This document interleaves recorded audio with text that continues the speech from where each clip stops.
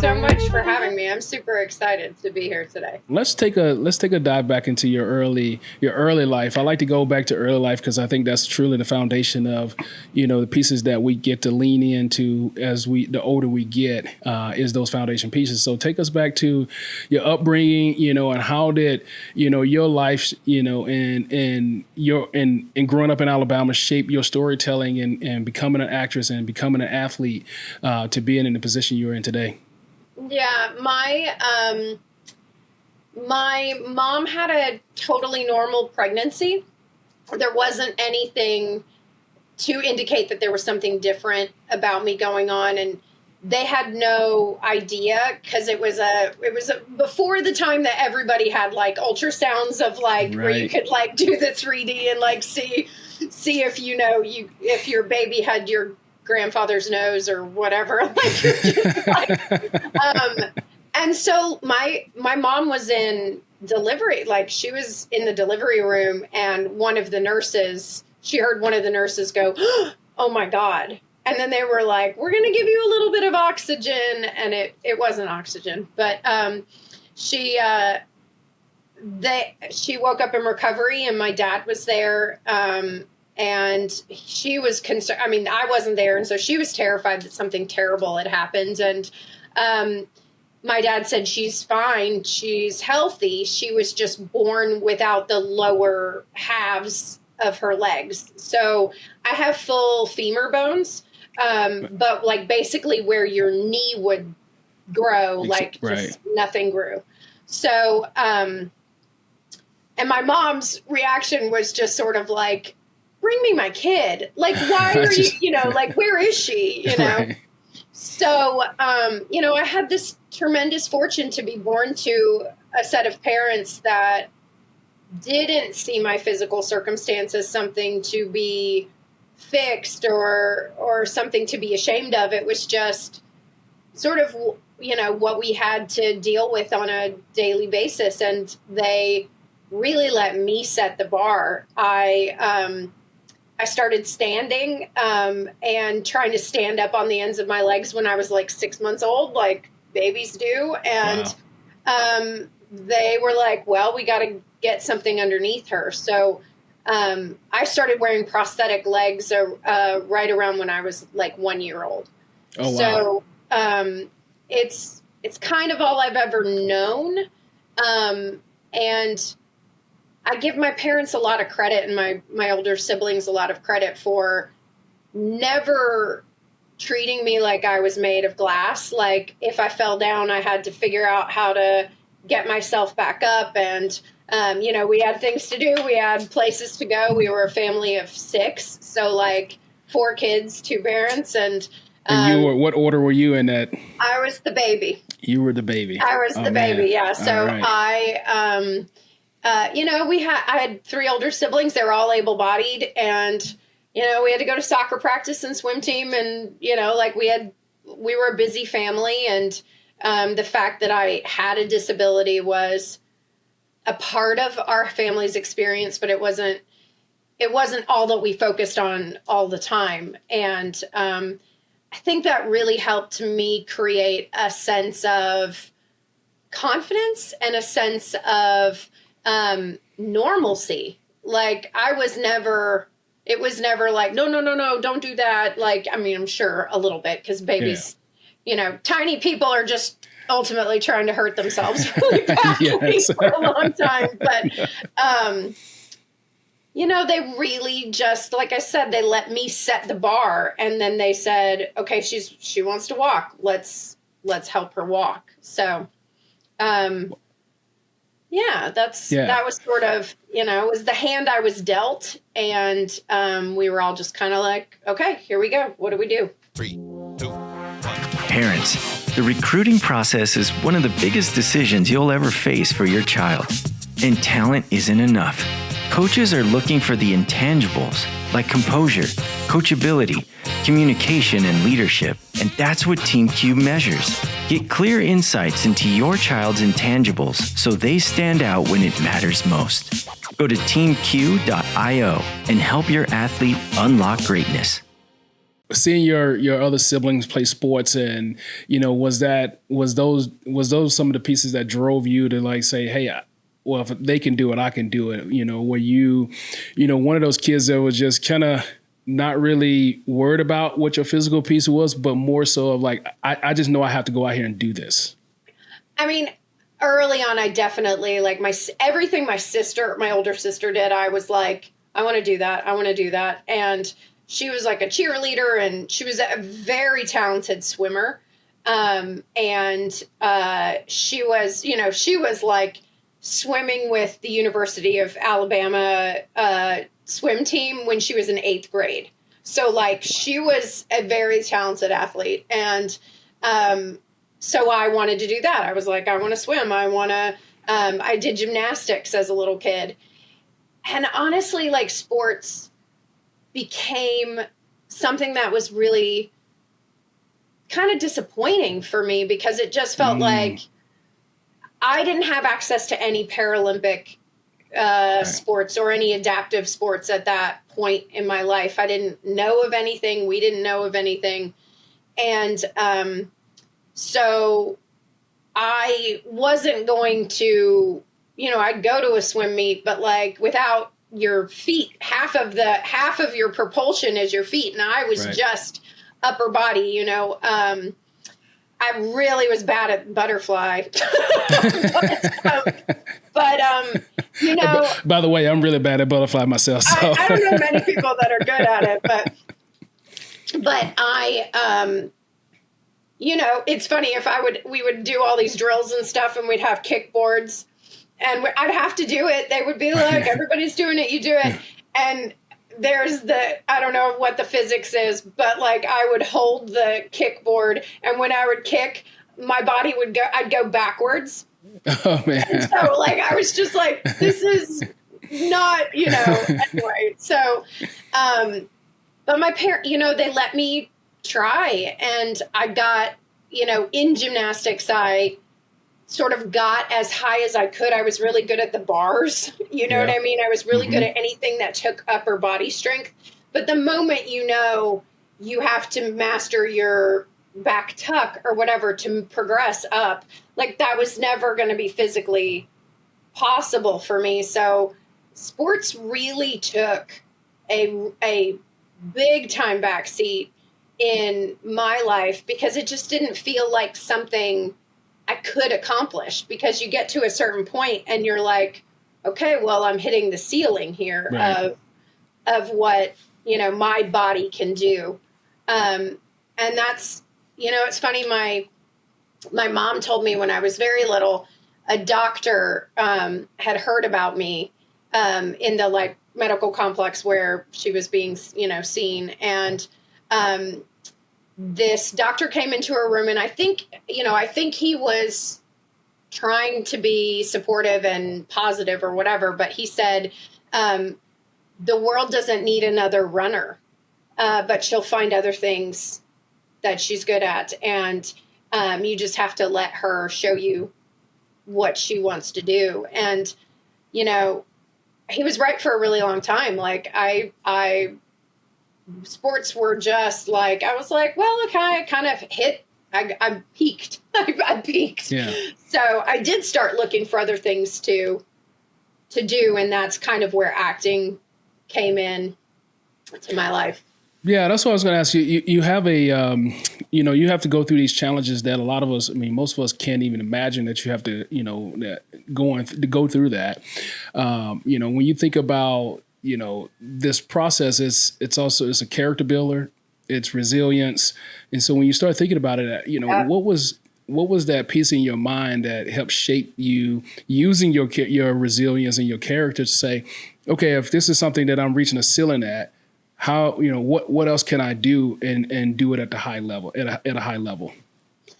I feel like if I could bottle what I was, my like gumption, I would be, a billionaire. I would be Jeff Bezos right now, because I was born with this innate sense of, why not me? Like, why not me? I don't, like, I can do that. I can do what that person's doing. Why not me? And that has served me so well in, especially in the entertainment industry. But it also it served me really well once I finally did kind of get up on running legs and on blades and trying to sort of like all of a sudden you're thrust into this world that you're like, I know nothing about this.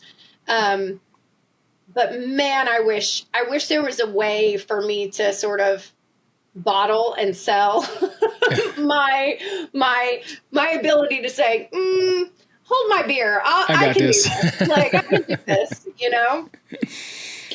Yeah. Because I think a lot of times I feel like we're our own worst. We can be our own worst enemies because we can, the little voice that happens inside of our head that's telling us all of the reasons why something's not possible, or all of the reasons why, you should just settle for where you are and go take that desk job or whatever it is. Right. Like,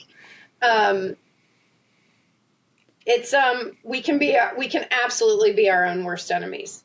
Absolutely. I mean, I deal with that daily, just trying to coach myself out of some of these thought patterns. So like, it never ends. It never ends. Yeah. No. I think you just learn ways of, quietly saying to yourself, thank you for your opinion. Yeah. And I'm going to see this through and we'll see where we end up. Yeah. Exactly. So at what point did you throw yourself into acting, and did you have a vision of being a Broadway actress, or, playing in shows that you've been able to accomplish? I begged my parents to go to my first audition when I was 12 years old. And they were just like, oh God, what is this disabled child of ours going to want to do? I think they were just worried about my feelings and, which is fair. It's fair as a parent. Yeah. Just like, my dad was really like, you might not get into like the first thing you audition for. And I was just like, that's, yes, I totally get that, but I would like to try. Like, I would like to, let them tell me that, yes. Let them tell me no. And, but I went to, honestly, I wanted to be an actor from the point that, like, I saw Annie when I was a little kid, and I was just like, how are these children doing this? Like, it just felt like, and I grew up in Alabama, so like, there wasn't a big, now I had opportunities and I did it, it was a great place for me to sort of find, I've always sort of found pockets of people who didn't necessarily see my physical circumstances something that would, keep me from being successful. I had to prove myself. I feel like it's very easy for somebody to say no to a double amputee, like, there's tap dancing in this show. And you go, yes, there is tap dancing in this show, but not everyone in this cast has to tap dance. You know what I mean? Right. Like right. I have found groups and pockets of people throughout my life that have seen that I have other gifts and talents to bring to the table. And the fact that I had a disability was just like, well, all right, well, the worst thing that could happen is, it doesn't work out or whatever. But I went to my first Broadway show when I was 17 on a school trip from Tuscaloosa to New York. And I saw The Phantom of the Opera. Was the first Broadway show I ever saw. And I just bawled my eyes out from the moment that like the curtain call started, and then we're all kind of filing out of the theater, and I'm just crying. I'm just bawling my eyes out. And my teacher was just like, oh my God, what happened? What are you okay? What happened? And I was just like, I want to do that so badly. Like, she was like, I believe you will. I believe you will someday. And I have to tell you, when I was on Broadway, took longer than I was expecting. You know, sometimes these dreams take longer to materialize than you're expecting. But Phantom ran for like 30 years or something. So every day when I was walking from my apartment to rehearsal, I passed by that marquee, and I passed by the corner where Phantom of the Opera was. And so in some quantum leap, whatever, like, that 17-year-old Katy Sullivan was standing under that marquee sobbing about wanting to be a part of the Broadway community, of the acting world, of, you know, all of these things. And every single day I walked past that corner, and not a single day did I not think about that, think about her, and send her, you know, love and, you know, light through time and space, of just saying, thank you for not giving up on me, you know? Yeah, that's really cool. And it then is meant to be, you know, Yeah. and those constant reminders, those constant pieces that keep poking at you. Don't forget about me over here. Don't forget about me over here.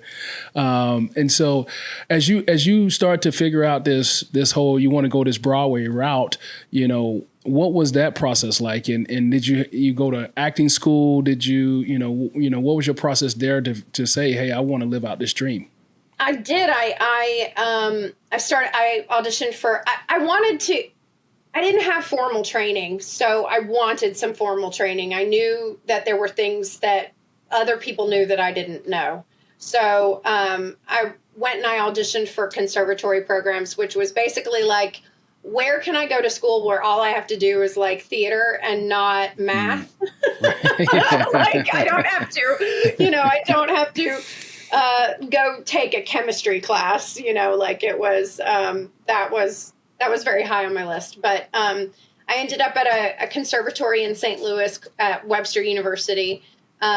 And again, it was a group of people that, like, I say at this point, for them to let a bilateral above the knee amputee into their acting program, in a vigorous program where it's very physical. You are taking movement classes. You are taking, sophomore year, we took gymnastics. And the way that the school was set up is everything was pass fail. So, like, you know, obviously you're not going to fail gymnastics if if you can't get a back tuck or whatever, right. But it was more about who are you being and how are you showing up? Right.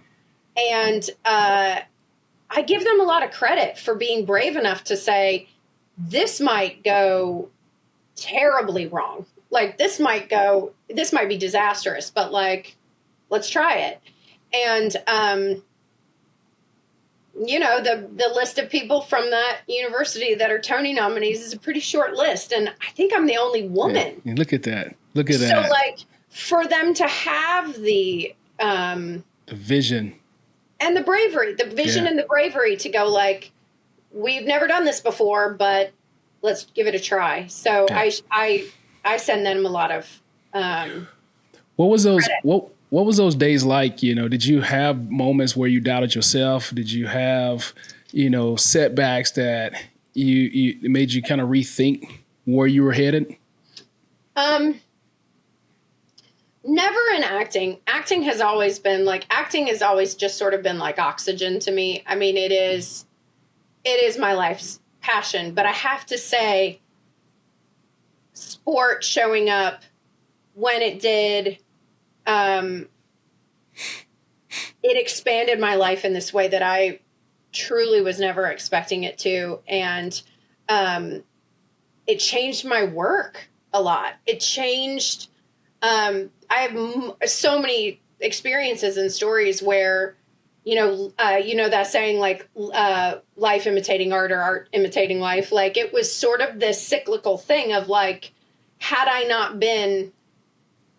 become an athlete, had I not walked that path, like, the door was cracked open, had I not walked through that door and had those life experiences, I don't know that I would be where I am today as an actor, which is really kind of crazy to think about.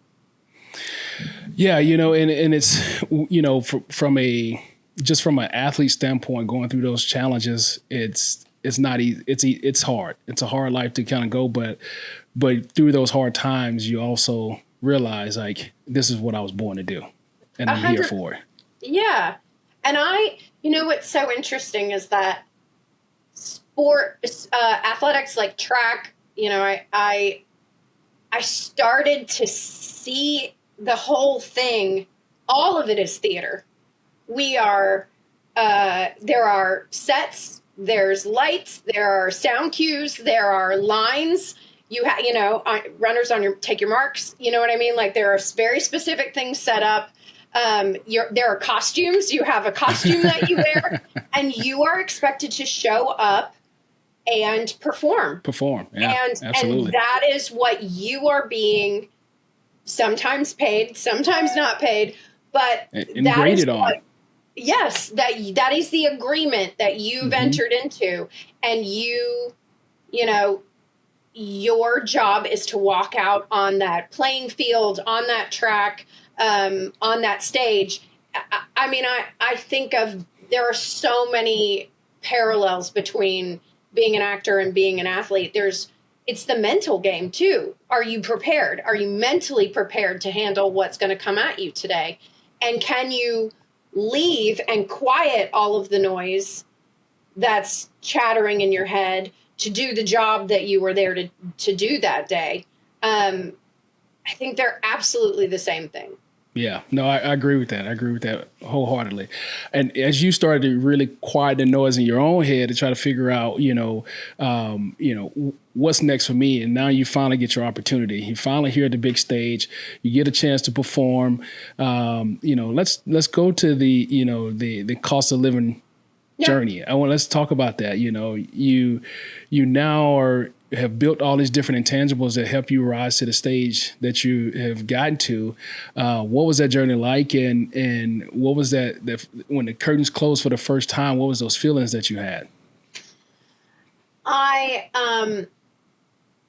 Honestly, one of the things, as I always say as an actor, like if a project scares you, and I don't mean scares you like, hanging from but maybe it will be hanging from a building, like whatever. But like, if a project scares you artistically, if you go, this is going to take me out of my comfort zone, which again, sports did that for me in this crazy intense way. It took me so far out of my comfort zone.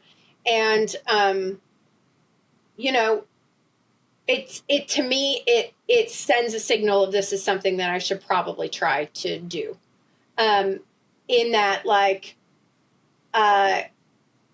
it's those places when you do take something on that's so big and so scary, and you give yourself permission to fall flat on your face and say, this could be an absolute, you just give it your all. That's where greatness lies. Absolutely. Like, those are the spaces where people become these, the people that other people point to. And so, if you're not willing to stick your neck out there and take a chance and take a risk on yourself, you're not going to end up being one of those people. I'm not saying that I strive to be somebody that continually takes myself out of my comfort zone, because I know that that's where greatness lies. Yeah. We don't become great in a safe place. Absolutely. So on your own, that question of, the feelings that you was having, once that the first time you were able to perform, you got through a full performance, and what was that feeling for you that you accomplished this thing that you worked so hard for? I think obviously pride, obviously exhaling and just sort of going, I did that. And there were so many things about cost of living that I have learned how to use vulnerability to my advantage. And I think that is an incredibly powerful thing to learn as an actor, but it also can help you in your life too. And the character that I was playing, she had been through, it was a drama. So like, you know, it was funny. There were funny parts to it, but she had been through an accident and, you know, had a spinal cord injury and lost her legs and all of these things. So like, for me to play her was, what happens when you, and to take an athlete who's used to using my body and using all this character had a broken spine. And so like, I couldn't move. Oh, and man. So what do you know, head and neck. And then like one of my arms was like, had a little bit of movement, but like, and I have such muscle memory. Like I could put myself right back into that place, but it was such a different thing of preparedness in that I had to spend time stretching, becoming still. Yoga was like a huge part of me. Like basically they would say half hour until curtain, and I would get a yoga mat out and I'd just start stretching, because if you try to ask tense muscles to hold still, they're just going to shake. They're not going to, you know, so I think the feeling that I had through that whole process was just being proud of myself for stepping out of my comfort zone and for pushing myself to a place that, you know, was, you know, that space, in that like dangerous space where you could totally fail. But if you know, or you could, you know, catch lightning in a bottle, which was, you know, a little bit of what kind of happened. Yeah. Yeah. Nah, that's awesome. I think about all these hard things we have to do, and then you get to the, you know, just thinking about my first NFL game, and, you know, not thinking that, you know, I believe I can play there, but you still don't know until you do it. And then you get to that moment, you walk in the locker room, you sit down, and you're thinking, oh my gosh, I actually made it to my first game. Boom, boom, boom, boom, boom, boom, Right. You know, like, Right. Nerves and that negative self-talk and questioning yourself and all of those things. And, you know, learning how to silence all of that, you know, is it's amazing. Yeah. Well, in that time, because this next question is kind of around back to one of the questions I asked a little bit earlier around, you know, it's a story in your career that you had to bounce back from, and was there any setbacks or rejections? I think about that in my terms of being an athlete who had, you know, never been hurt, and then all of a sudden going through an injury. Yeah. And trying to mentally get myself back into playing shape, trying to mentally get myself back into remembering that muscle memory around my techniques and things like that. And so did you have any of those, any times where from a physical standpoint where your body started to break down, where it started to really push and challenge your mental side that you had to kind of overcome throughout this journey? I don't think, I mean, to me, an athlete, every single day you walk onto the playing field or onto the track or whatever, like, you run the risk of getting hurt. Like, every single day, suit up, you run the risk of getting hurt. And I actually, it's interesting because I was slated to go to the 2008 Paralympics in Beijing, and I had mono. I got sick, and everybody was telling me, like, if another person told me the story of how Michael Jordan, you know, won the championship with 104 fever, and I was like, I am not Michael Jordan. Like, I am, you know what I mean? Like, but there is, you know, motivation, and there's, you know, obviously he's Michael Jordan. So like, but no, I went out onto the track and I was still a little weak, and I had to compete at the trials, you have to compete in the trials to make a U.S. Paralympic or Olympic team. And you have to finish a certain number and, whatever. And so I went to a track meet the week before the trials because I was like, I haven't been competing. I've been sick. I was sick for like 6 weeks. And I was warming up. I was doing some practice starts, and I hit my toe, and I like launched into the air, and I landed like neck, like crunched my neck, crunched my back. I have a little tiny scar from like my sunglasses cut into my face. And I knew I laid on the track, and I kind of did that like wiggle that you do. Like when you're like, I might be really hurt. Like, can I move all of my, Did I break anything? Yeah. Right. And, I ended up having to like go to the hospital. I had stitches in my face, but the big thing that happened was I hurt my back. I really committed to hurting my back. So and I always say, be careful what you wish for, because when I first started running, I was so intimidated, so scared by the whole thing that I was at my first national track meet. 2 months after I started running. I don't know many people that are like, wow, that's impressive. But it's also a bit of like, well, I'll try that. Like, whatever. What's the worst thing that can happen? And I turned to my prosthetist at that event and I said, can I just sing the national anthem? I would rather do that than run this race. And then actually in 2008, when we were at nationals, they had asked me to sing the national anthem. So I was too hurt because it was a week later, I was too hurt to compete. And I was on some pretty heavy medication, some painkillers. So I have a feeling it was probably one of the slowest national anthems I was ever sung. But, and then I had to sit in the stands and watch my 100 meters run past me. And I had tears running down my face because everybody knew what I was trying to do.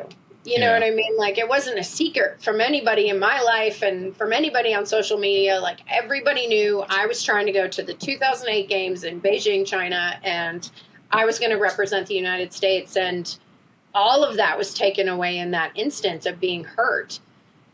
And you have to let your body heal, and you have to let your mind heal.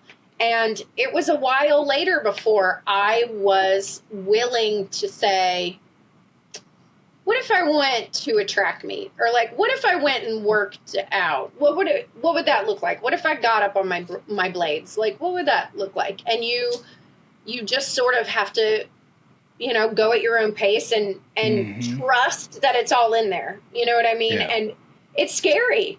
I mean, getting injured and getting hurt, when you come back to something, you're like, okay, that happened. I believe it's not going to happen again, but anything is possible. And that, so it only takes that just that one movement that caused the injury to go through it and say, oh, okay, my brain remembers. Okay, I'm good. And then you slowly start to kind of forget about it. And then you get back to some normalcy. And I think also there's something about not losing sight of the specificity of what it is. If you can focus on, I think a lot of times things like that happen because we're not paying attention. We're not visualizing what we should. We're not locked into, perhaps I had a random thought come through my head and I entertained it. I don't remember, you know what I mean? I don't know exactly why I tripped, but you start to then have to not only prepare yourself physically, but you have to prepare yourself mentally for, I think, in life too. I mean, anytime you have a setback, whatever that is and whatever that looks like, you have to get back in the mental game as much as you have to get back in the physical game because, man, your brain is a very powerful tool, and it can be powerful for good or it can be powerful for bad, for good or evil, you know? Well, it looks like you got your mentals right, and then you go on and you compete in the 2012 in London, and then you set records. And so, so your body knew how to get back to that state. Your mind knew how to get back to that state. And so now you get a chance to actually accomplish what you set out and compete at the highest level. Yeah, it was just such a something that I never expected to experience in my entire life. I mean, but once you set a goal, you're like, then you're just like hungry. And having that disappointment in 2008 was really huge. And I actually got in the pool. I started to swim a lot. And it was when I started feeling fit enough from swimming that I was like, I think I want to go for a jog. You know what I mean? And so getting from that place to then making a U.S. team and going to the Paralympics in London in 2012, it's pinch me stuff. I mean, it is. It's pretty cool. It's pretty cool. it's pretty cool. The Paralympics are the second largest sporting event in the universe next to the Olympic Games. And you are representing your country. I mean, that is something that is just like, it's mind blowing. And it can be, it can get in your head and it can be crazy because I'm competing again I'm world stage. On the world stage. People all over the world are tuning in, watching, whatever. And the London Games were the first time that the Paralympics were sold out. So we were competing in front of 80,000 people like that. And talk about pressure. You have trained and competed for 4 years. Just still mind blowing to me that you trained that long to get that short period of time. One opportunity to run 100 meters, which is like, end zone to end zone. It's like a football field. And I knew going into it, I was going to have one opportunity and I was going to run a race that was going to be over in less than 18 seconds. Yeah. So how do you walk into that situation and not let the pressure and the 80,000 people and the adrenaline of competing and all of those things. And for me, it was about being present in the moment and trying to notice the small things. How did I feel? Eating breakfast that morning and, getting on the shuttle to go to the stadium. And, you also have to tamper your emotions a little bit because it can get overwhelming and I had to play a very certain, playlist of songs to warm up that day. So you don't get too hyped. Hyped or emotional. Like the wrong song choice and you could just be like, I can't believe I'm here. I can't believe, so, but yeah, if I take myself in my daily life or if I have to walk into an audition, a scary audition or a big audition or something like that, I'm like, I ran 100 meters in front of 80,000 people representing the United States. Like, what is going to scare me at this point? I got this. Yeah. Yeah. No, that's really cool. And I've had those pinch me moments, especially as a kid growing up, with nothing in Mississippi and then being able to buy my mom a home or being able to walk into my own home. Those are pinch me moments. And, being a first round draft pick, pinch me moment and getting married and having kids. So I resonate with that so well that sometimes it just doesn't seem real. Yeah. But we're here. So What I would say, I like to do this 2-minute drill where we're going to pause for a second, and then I'm going to ask you some rapid fire questions. These questions are light and easy, but you do have the ability to pass if you want. So First question, role you still would love to play on stage or screen? Role I would still love to play on stage or screen. You know what? There's a play called Jesus Hopped the A Train, which there's a role in that show called Her Name is Mary Jane. I'd love to play that part. There's a play coming to Broadway next year called The Normal Heart, and there's a one female role in that play, and it's written as a disabled character, and it's never been played by a performer with a disability. So I would like to get my butt back on Broadway. All right. In that, yeah. That's perfect.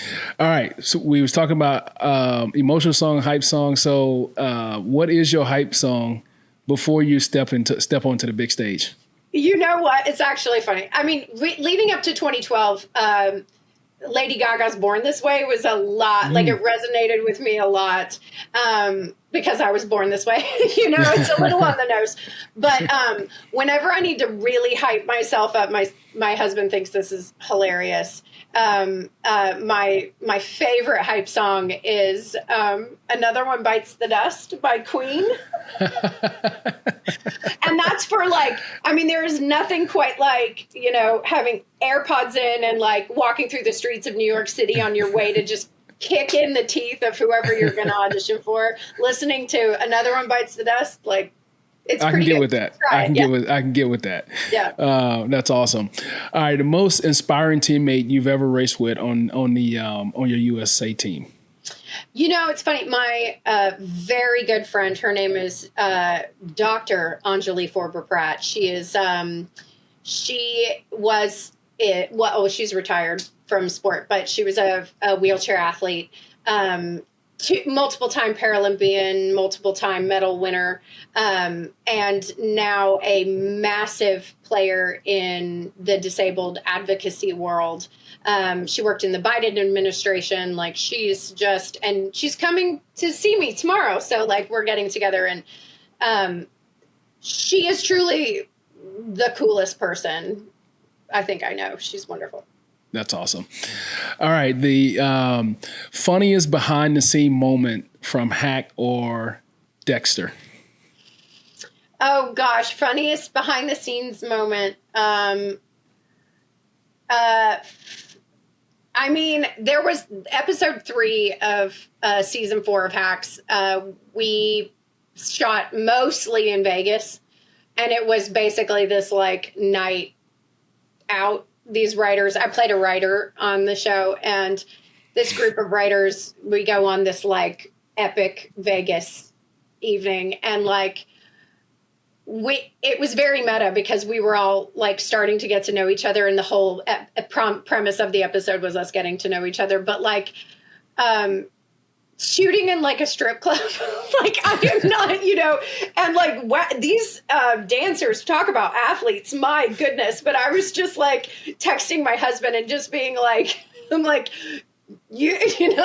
can't believe I am, in this strip club shooting a television show. Very, very strange.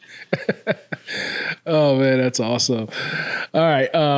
Couple more here. First word to come to mind when you hear the word resilient. Belief. I think it's belief in yourself. And belief that you can get up and try again, and belief that anything is possible, and belief that hard work, will lead to success. Yeah. That's a key one, belief in self. One message you'll give a young athlete or performer chasing big dreams. You're going to fail. And I think the biggest thing I can encourage young people to do is to allow themselves the grace to fail.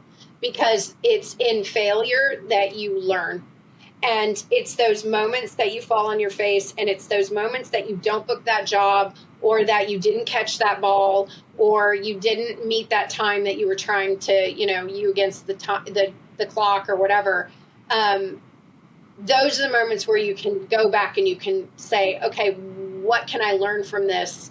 How can I go back to the drawing board and be able to go, lick your wounds. It doesn't feel good, but you have to let yourself be willing to fall flat on your face and fail, because that's where all of the growth and learning comes from.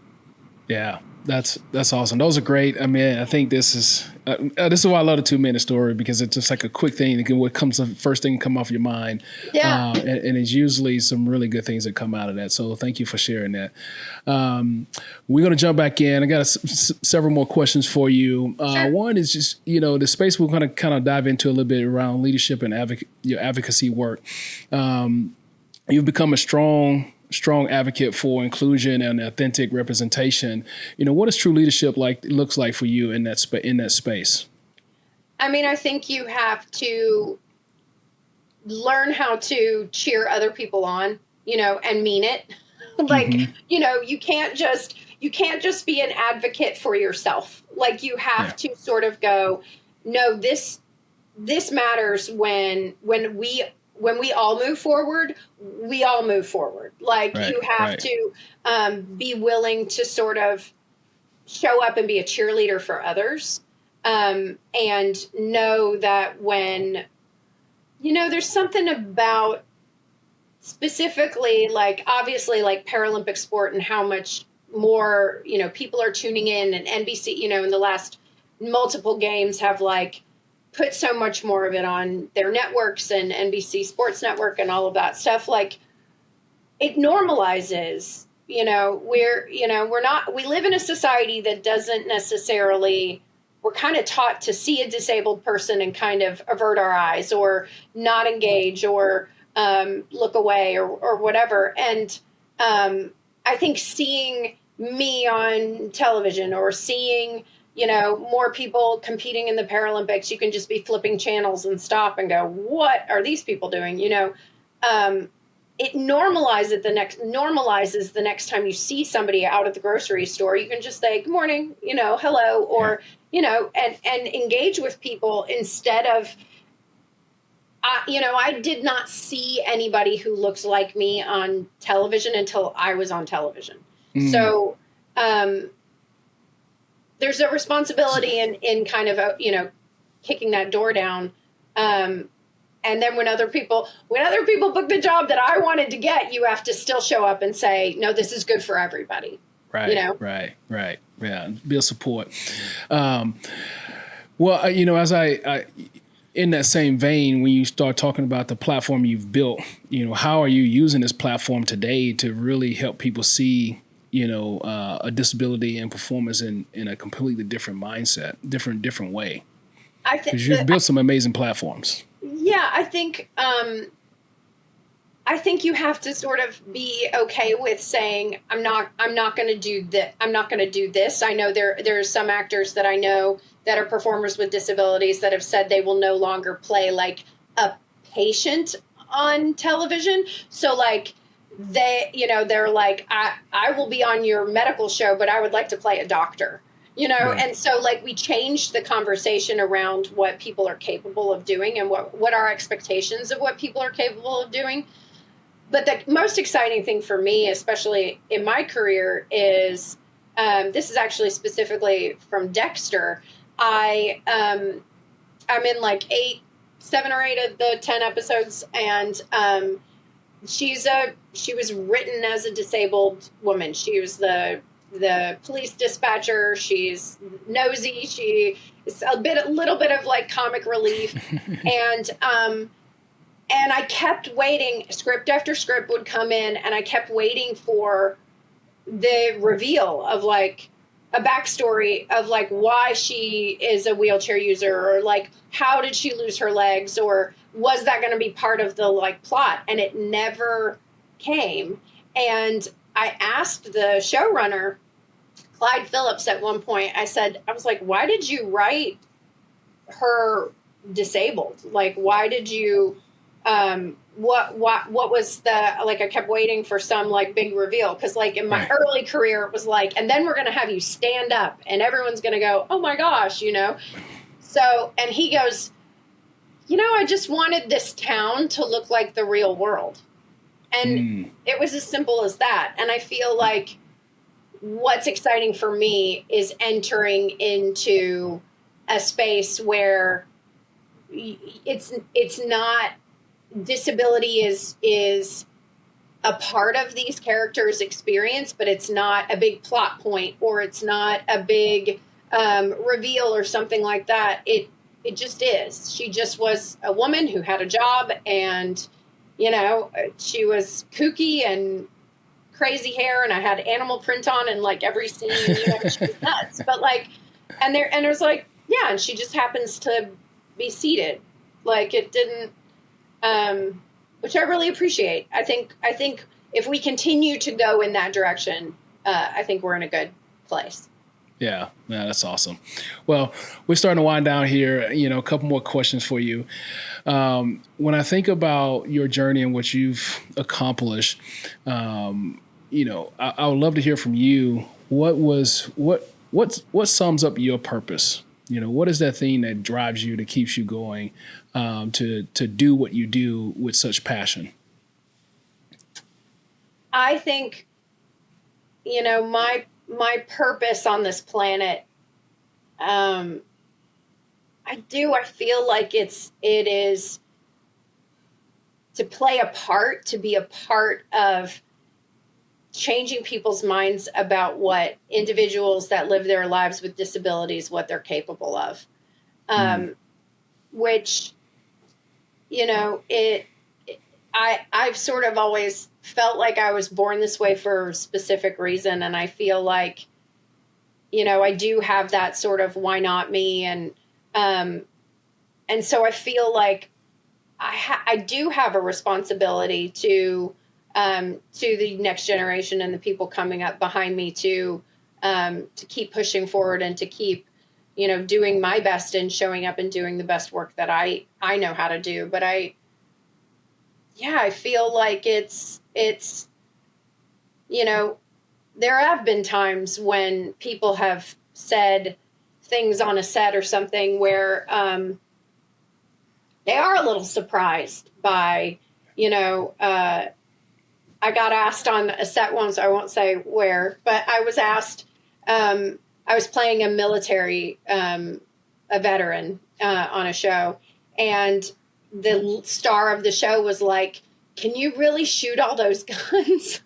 And I was like, no, I'm an actor. And he was like, oh, I was so surprised that we were able to find a young female veteran that had all this like experience but could act. And I was just like, no, I'm an actor. But it was just like, I think people get it in their mind. And it's funny, that same show, one of the other actors said, you know, welcome to the boards, which is what you say to somebody who's like their first time on a stage.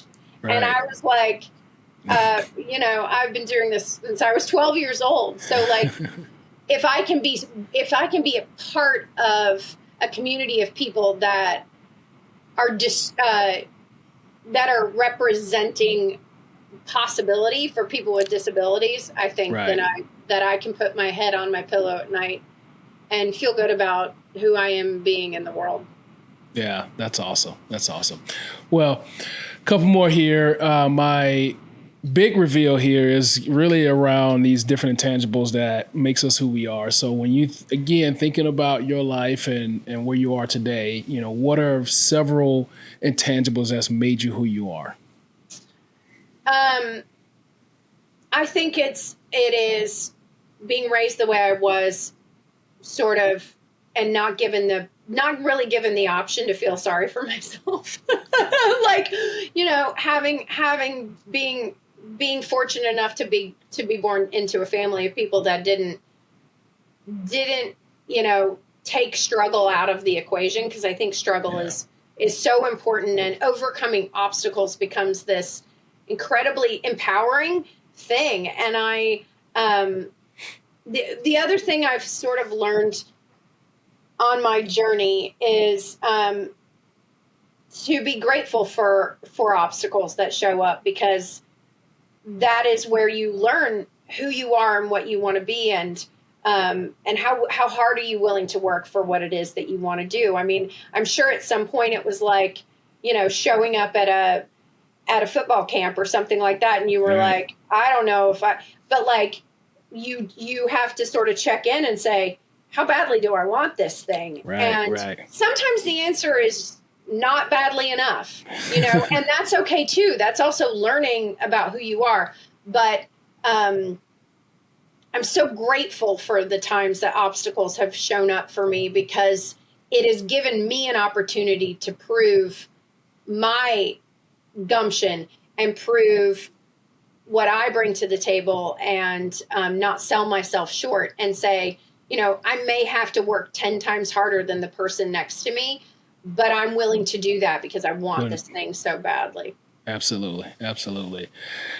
All right, Katy, my last question for you is, and it's kind of reminiscent of your conversation that you were having with yourself outside of the theater when you were walking down New York and you kept coming back, passing that spot.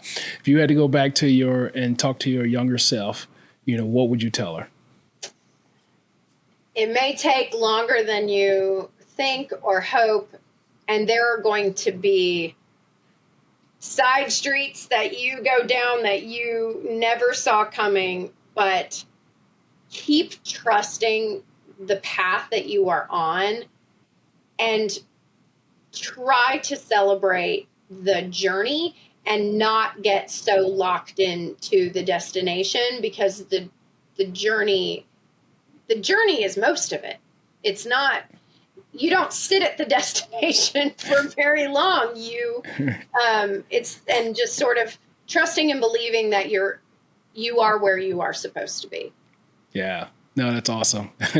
I laughed at that because 10 years of playing NFL is not that long. And so you're right. You don't sit at that destination long. It's constantly moving. So, Katy, and a season ends and you might have won, the Super Bowl, but you're only Super Bowl champs for like 6 months, and then you start a season over and you're at zero. Next time. So it is the journey. Absolutely. Well, Katy, your story is nothing but a masterclass of resilience, composure, and the things that we talk about in character. And so I really appreciate you jumping on here and sharing your story. This has been, again, those pinch me moments to hear your story in a way that you've accomplished these things, with not looking at it as a disability, but this is my lot in life, and then this is how I'm going to continue to push myself to be what I want to be in life. And so thank you for jumping on Intangible Podcast and sharing your story. It was my pleasure. Thank you for having me.